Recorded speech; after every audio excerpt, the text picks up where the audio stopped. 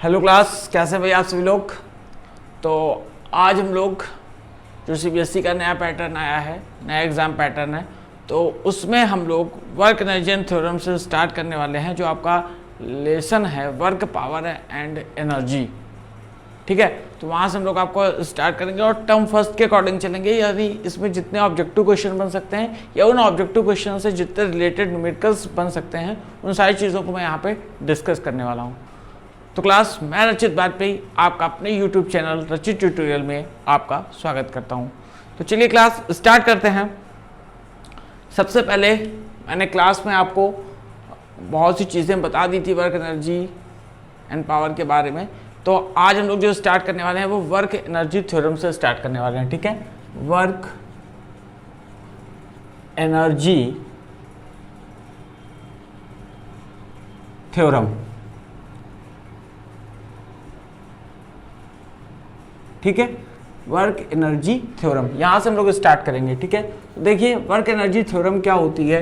ये होता है W is equal to half of mv² minus mu²। इसे ही हम लोग कहते हैं वर्क एनर्जी थ्योरम, ठीक है। अब थोड़ा सा इसके बारे में जान लेते हैं, ठीक, कि कैसे क्या है इसमें, ठीक है। तो देखिए कि हमारे पास कोई ऑब्जेक्ट है, ठीक, कोई हमारे पास ऑब्जेक्ट है, उसका मास है m। ऑब्जेक्ट है, उसका मास है m। देखिएगा, इस चीज को समझिएगा। हमारे पास कोई ऑब्जेक्ट है जिसका मास है m, ठीक है। तो अब एक चीज मुझे ये बताइए कि अगर इसमें, इस ऑब्जेक्ट में मुझे डिस्प्लेसमेंट करना है, यानी कि ये जिस जगह पर है उस जगह से इस ऑब्जेक्ट को डिस्प्लेस करना है, तो हमें एक फोर्स अप्लाई करना पड़ेगा, ठीक है। और हमेशा एक चीज याद रखना, जब भी हम किसी ऑब्जेक्ट को डिस्प्लेस करते हैं तो हम हमेशा एक्सटर्नल फोर्स अप्लाई करते हैं, ठीक है। यानी कि किसी ऑब्जेक्ट की पोजीशन में जो चेंजमेंट करता है वो हमेशा एक्सटर्नल फोर्स ही चेंजमेंट करता है, ठीक है।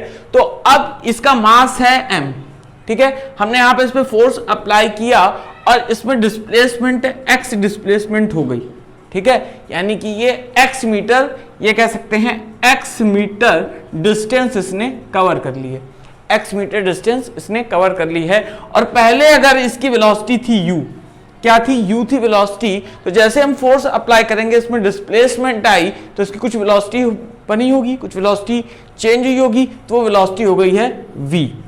तो अब जो वर्क डन है, ठीक है, वो वर्क डन क्या होगा, किसमें चेंजमेंट हुआ है, इसमें कौन सी एनर्जी आई है, काइनेटिक एनर्जी आई है, ठीक है। तो जो वर्क डन होगा वो किसके इक्वल होगा, काइनेटिक एनर्जी के इक्वल होगा। और काइनेटिक एनर्जी तो है, बट किसमें चेंजमेंट आया, वेलोसिटीज में, ठीक है। तो वही हो गया, जो वर्क डन होगा वो half of mv² minus half mu² होगा। यही वर्क एनर्जी थ्योरम है, ठीक है। यानी कि अगर हम क्या कह सकते हैं, let a number of force F external applying on an object which have mass m and displaced x meter from its initial position and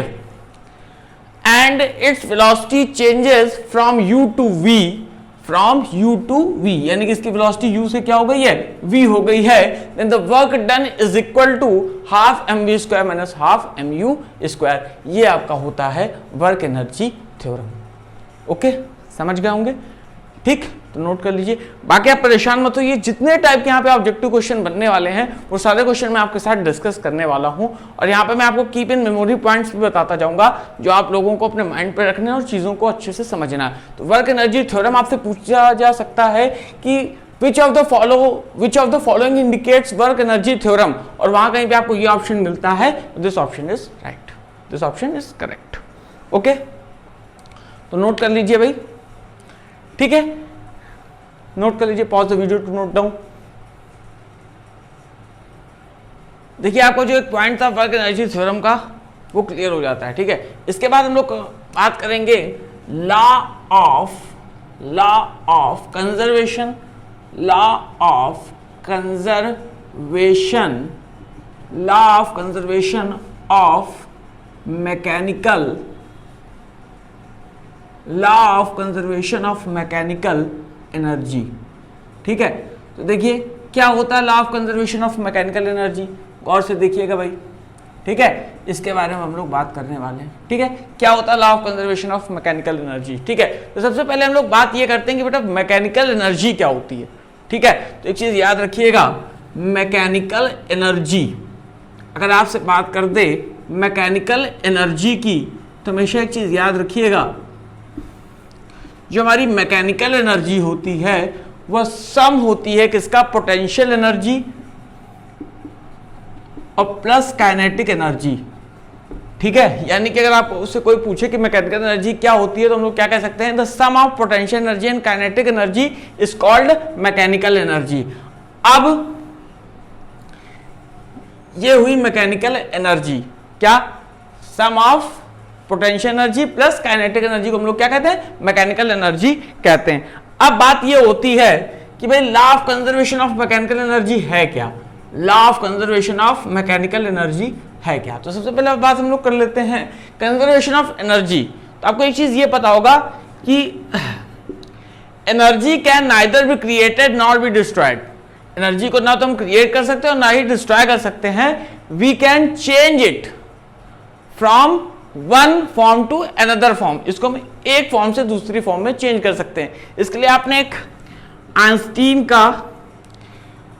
Einstein का आपने इक्वेशन पढ़ी होगी एनर्जी के रिगार्डिंग, पढ़ी है ना, कि is equal to mc square. That means कि हम एनर्जी को मास में चेंज कर सकते हैं, यानी एनर्जी मास में कन्वर्ट हो सकती है और मास एनर्जी में कन्वर्ट हो सकता है। यानी कि दोनों जगह जो एनर्जी होगी वो सेम रहेगी, एनर्जी नहीं चेंज हो सकती, एनर्जी का फॉर्म चेंज हो सकता है। यानी कि ना तो हम एनर्जी को क्रिएट कर सकते हैं और ना ही डिस्ट्रॉय कर सकते हैं, बस इसकी हम फॉर्म चेंजमेंट कर सकते हैं।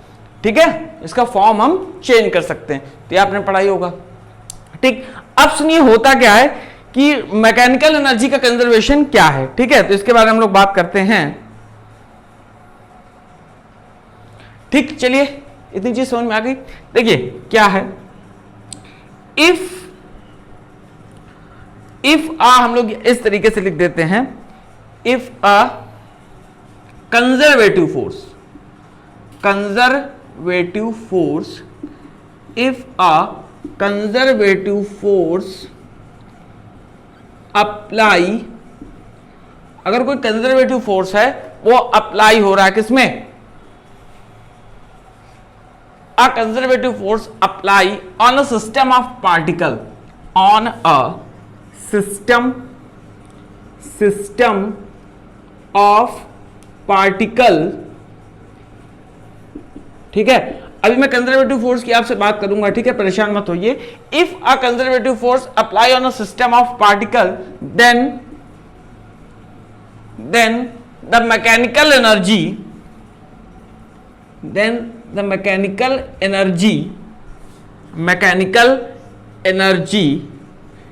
इज कंजर्व्ड, क्या रहती है, कंजर्व्ड रहती है। कब, जब हम लोग कंजर्वेटिव फोर्स अप्लाई करेंगे किसी सिस्टम ऑफ पार्टिकल में, तो जो मैकेनिकल एनर्जी है वो क्या रहेगी, कंजर्व रहेगी। यानी कि जो वर्क डन है, ठीक है, इतनी चीज समझ में आ गई ना। इसका मतलब क्या हुआ, जो वर्क डन है, ठीक है, किसमें, सिस्टम ऑफ पार्टिकल्स में जो वर्क डन हो रहा होगा, ठीक है, वो हर जगह से कैसा होगा, जीरो होगा। ठीक है, क्योंकि कंजर्व्ड है। ठीक, अब देखिए मैंने क्या कहा, उस चीज को गौर से सुनिएगा। If a conservative force apply on a system of particle, अगर कंजर्वेटिव फोर्स है वो सिस्टम ऑफ पार्टिकल में अप्लाई हो रहा है, तो जो मैकेनिकल एनर्जी है, दैट मींस मैकेनिकल एनर्जी मैंने अभी आपको यहां पे बताई कि sum of potential energy plus kinetic energy, ठीक है, वो क्या होगी, कंजर्व्ड होगी।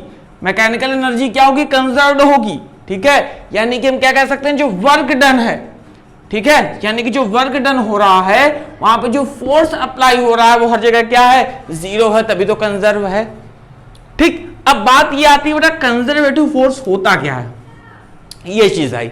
देखिए कंजर्वेटिव फोर्सेस में आप ये जान लीजिए, अगर कोई फोर्स है, ठीक, सिर्फ उसकी हम इनिशियल और फाइनल पोजीशन की बात करें कि वो फोर्स में हमने ये ना देखें कि वो किस रास्ते से कितना, उसकी डिस्प्लेसमेंट कैसी रही है, सिर्फ उसके हम इनिशियल और फाइनल पोजीशन की बात करें, तो वो फोर्स होता है हमारा कंजर्वेटिव फोर्स।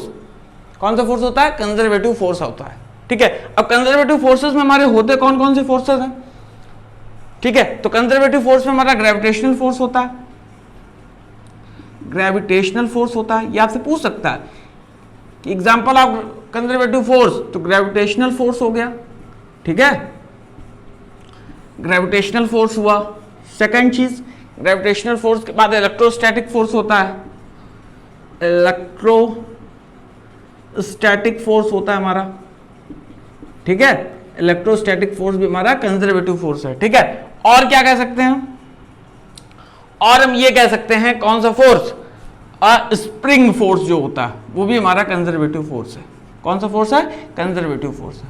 यानी कि जहां पर हम सिर्फ इनिशियल पोजीशन और फाइनल पोजीशन का ही ध्यान दें वो फोर्सेस हमारे कंजर्वेटिव फोर्स होते हैं। यानी कि उनके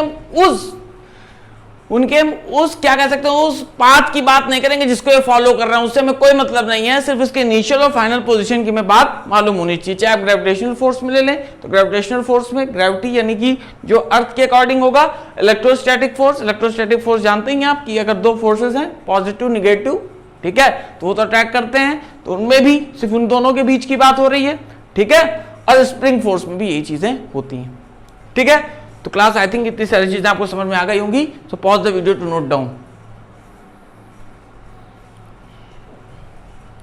या इसको अगर हम बिल्कुल सिंपल लैंग्वेज में जानना चाहें तो हम लोग ये कह सकते हैं, the mechanical energy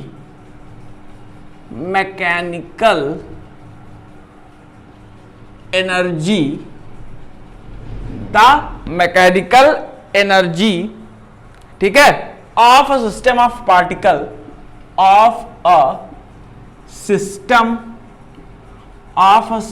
of particle is constant।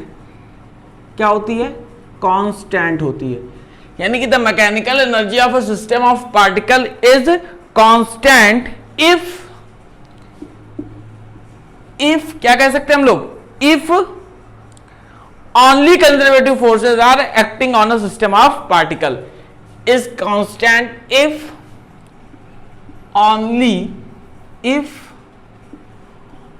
only a conservative force, if only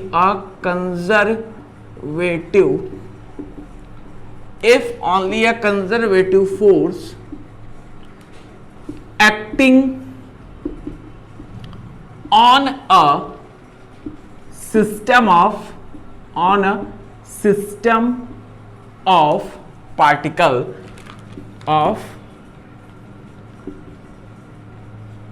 ठीक है, on a system of particle, ठीक है, एंड वर्क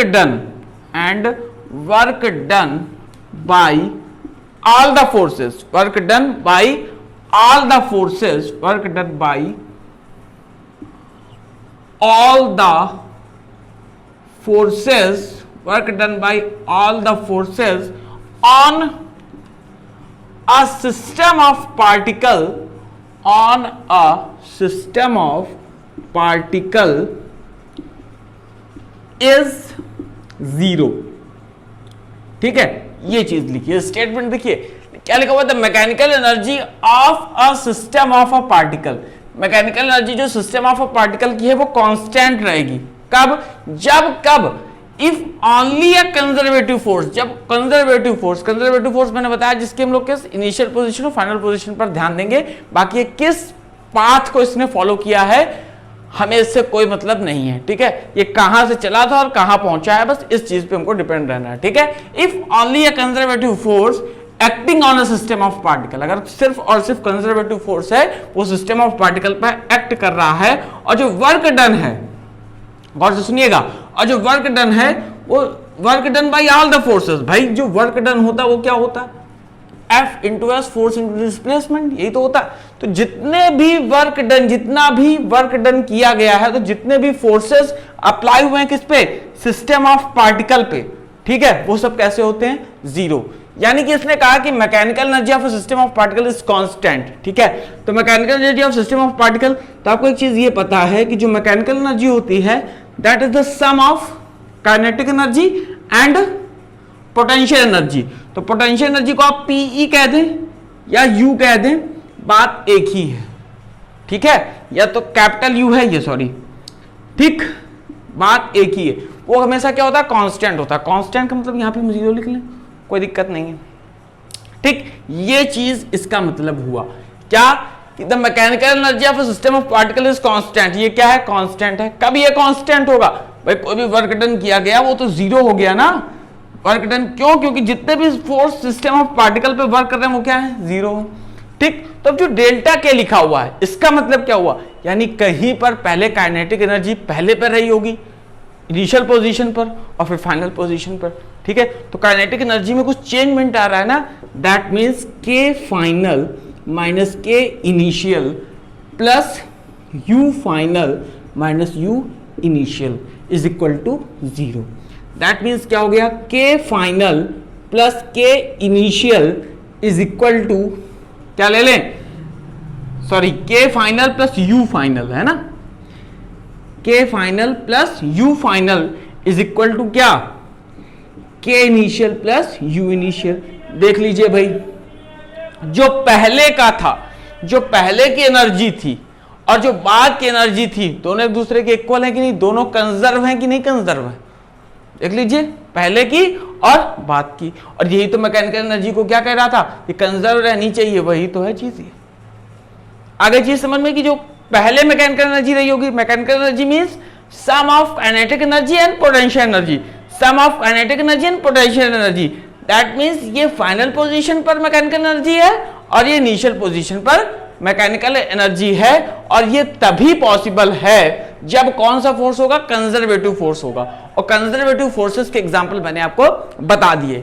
इसी तरीके से होता है नॉन कंजर्वेटिव फोर्स, ठीक है। तो नॉन कंजर्वेटिव फोर्स में क्या होता है कि नॉन कंजर्वेटिव फोर्स में हम लोग पाथ को भी फॉलो करते हैं, ठीक है। तो यहां तक चीजें आई थिंक आपको अच्छे से समझ में आई होंगी। So please pause the video to note it down. तो क्लास आई थिंक यहां तक सारी चीजें आपको अच्छे से क्लियर हो चुकी हैं, ठीक है। कहीं पर कोई भी आपको प्रॉब्लम हो तो जरूर बताइएगा, ठीक है। अब हम कुछ पॉइंट्स देख लेते हैं जो आपको मेमोरी पे रखने हैं या इन पॉइंट्स को आपको अच्छे से याद रखना है, ठीक है। देख लीजिए भाई, यहां पर हम लोग कीप इन मेमोरी, ठीक है। ये सारी चीजें अगर जितना हम लोगों ने पढ़ा है, ठीक है, अभी तक, मतलब आज की बात नहीं कर रहा हूं, जितना मैंने आपको क्लास में पढ़ाया है वो सारी चीजें यहां पर आपको अच्छे से क्लियर हो जाएंगी, ठीक है। कीप इन मेमोरी में पहला पॉइंट क्या है, देखिए सुनिए, ठीक। कीप इन मेमोरी में सबसे पहला पॉइंट है work done, work done against, work done against on a क्या कह सकते हैं हम लोग, हॉरिजॉन्टल सरफेस, या कह सकते हैं ऑन अ हॉरिजॉन्टल, हाँ, वर्क डन अगेंस्ट फ्रिक्शन, ये लिखिए, work done against friction on a horizontal surface. कौन सा सरफेस ले रहे हैं भाई, हॉरिजॉन्टल सरफेस, ठीक है, हॉरिजॉन्टल सरफेस पे ले रहे हैं। जो वर्क डन है वो कहां पे, हॉरिजॉन्टल सरफेस पे है, ठीक है, फ्रिक्शन के अगेंस्ट। तो क्या होता है, देखिए वर्क डन होता क्या है, वर्क डन यही तो होता है क्या, फोर्स इनटू डिस्प्लेसमेंट। तो यहां पे फ्रिक्शनल फोर्स के अगेंस्ट की अगर हम बात कर रहे हैं, इसका मतलब है हमारे पास कोई बॉडी है और उस बॉडी का जो फोर्स होगा वो उसका खुद का वेट होगा। That means W is equal to mg। और कितना डिस्प्लेस्ड हुई होगी, तो x डिस्प्लेस हुई होगी, बट किसके साथ है, फ्रिक्शन के साथ है। That means W is equal to μgx, ठीक है। तो अगर आपसे कहीं पूछ भी ले कि work done against friction on a horizontal surface क्या होगा, तो होता है W is equal to μgx, जहां x क्या है, जितना डिस्प्लेस हुई है, ठीक है ना, फोर्स लगाने पर जितना इसका डिस्प्लेसमेंट हुआ है। और सेकंड चीज जो म्यू है, म्यू क्या है बेटा, तो जो म्यू है वो है कोफिशिएंट ऑफ फ्रिक्शन। किसका फ्रिक्शन, किसका कोफिशिएंट है, फ्रिक्शन का जो कोफिशिएंट है वो है। और जहां पर जो हमारा mg है वो तो आप जान ही गए कि क्या है, वेट है, ठीक है, क्या है, वेट है, ठीक। ये चीज क्लियर हुई कि नहीं क्लियर हुई।